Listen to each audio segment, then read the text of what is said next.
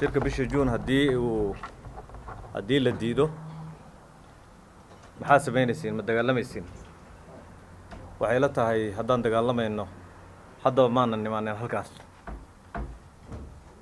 waxaan door bidaynaa shirkaasi inuu ka dhaco magaalada Muqdisho hadduu ka dhici waayana waxaan ku talagalaynaa meel kale oo dalka ka tirsan waana la ogyahay tabarta dawladdu ay leedahay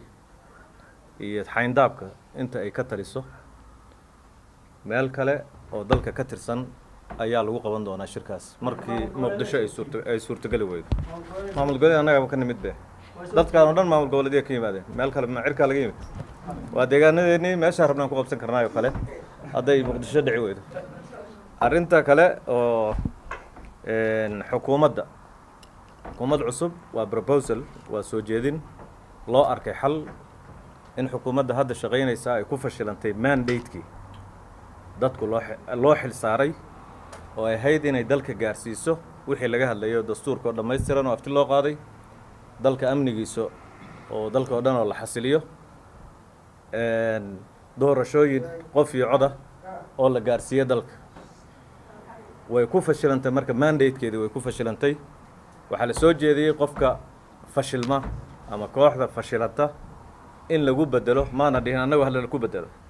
laakiin in lagu bedelo dad kale oo mandate-kaas waqtiga yar oo gaaban ka shaqayn kara gaarsiina kara dalka waxyaalahaas la tabayo oo dhan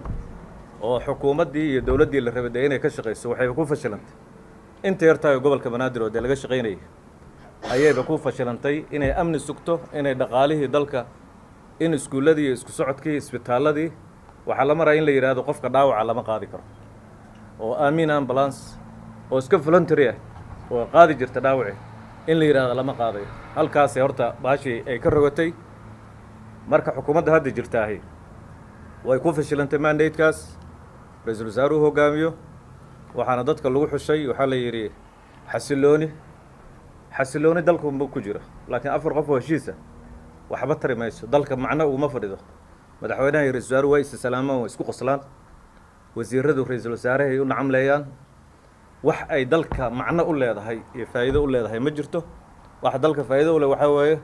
service-kii dawladda looga baahnaa ma la qabtaa amnigii la rabay dalka waxyaalihii ajandihii siyaasiga ahaa ee waaweynaa